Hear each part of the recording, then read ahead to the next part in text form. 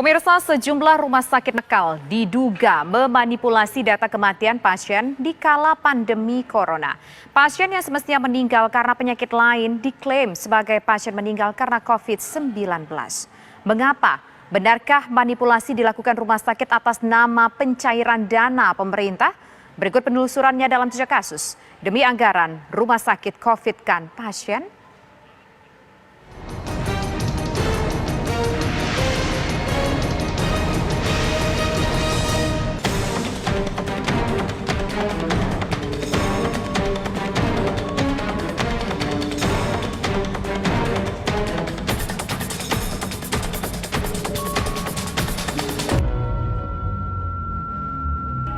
Dugaan adanya rumah sakit nakal yang merubah status penyakit kondisi pasien non-COVID-19 menjadi positif menuai tanda tanya besar.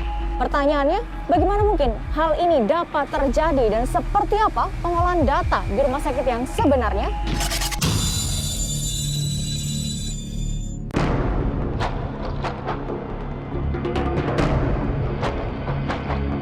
Tak putus di Rundung Malang, Zulkardi warga Pekanbaru Riau tengah bersedih kehilangan anggota keluarganya, W, yang dikabarkan terkena virus corona. Namun Zul yakin bahwa almarhumah W meninggal karena penyakit yang lain, bukan karena COVID-19. Tujuan kita mendatangi Polda ini adalah ingin membuat laporan dugaan terkait manipulasi data pasien yang dinyatakan negatif tetapi dilaporkan positif corona. Dan hari ini saya selaku korban, keluarga, dan juga ditambah dengan data pendukung beberapa korban yang diperlakukan sama hal seperti ini. Jadi di sini kuat tidak ada unsur salah input, tetapi sangat jelas di sini adalah unsur kesengajaan.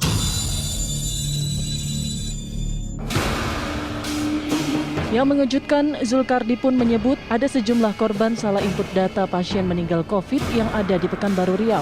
Kemungkinan mencapai 10 orang yang sama diperlakukan seperti keluarga kita.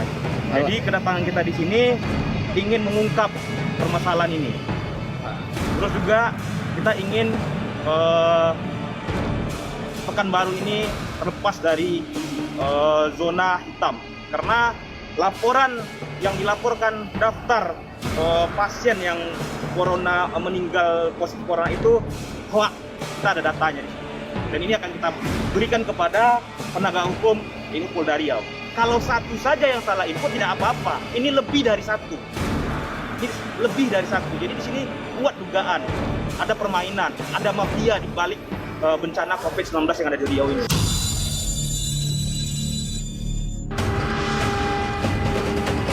Merespon langkah hukum yang dilakukan keluarga W, pemerintah Kota Pekanbaru Riau pun menyatakan siap menjalani proses hukum yang berjalan. Teguran lisan kepada semua, ya kan, jajaran pemerintah kota, ya kan, termasuk juga di tim Satgas yang menangani COVID. Untuk kita lebih cermat dan lebih hati-hati lagi di dalam memberikan pelayanan, apalagi dalam pencatatan data-data. Maka dicermati pendataan yang datanya sampai ke kita. Koordinasi antara pencatatan dan informasi ini kita harapkan tentunya kepada tim Satgas yang membidangi tentang pencatatan laporan-laporan COVID ini supaya bekerja lebih teliti lagi, sehingga tidak terjadi miskomunikasi sebagaimana yang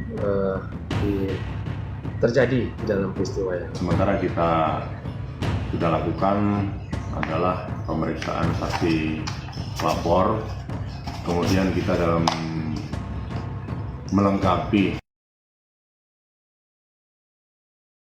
kemudian rencana kita akan memanggil beberapa saksi, keluarga korban mungkin yang kemarin mengambil data swab itu, kemudian juga dari pihak terkait akan kita berketerangan.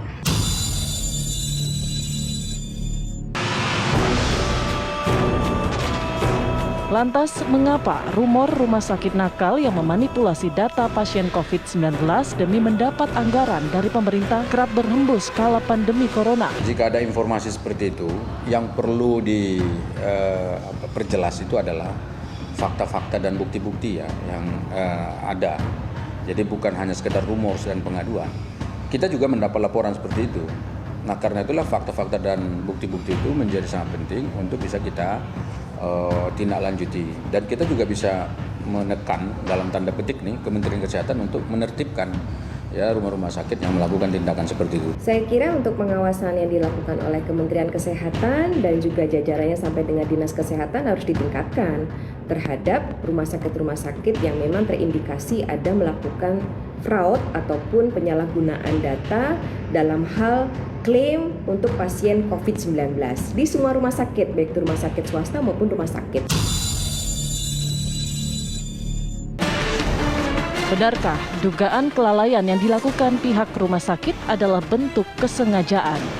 Mengingat dengan klaim pasien positif COVID-19, rumah sakit bisa mendapat anggaran 90 juta rupiah. Mari kita sama-sama gitu ya, kita sama-sama untuk menelaah apakah kasus itu adalah masalah kasus yang sebenarnya atau kasus yang perlu dikonfirmasi. Nah, kita sebetulnya membuka diri loh.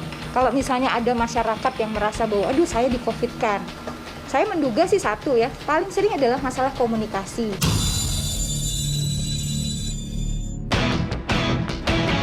Di tengah merebaknya isu manipulasi data pasien meninggal COVID-19, selayaknya pemerintah bisa melakukan pencegahan.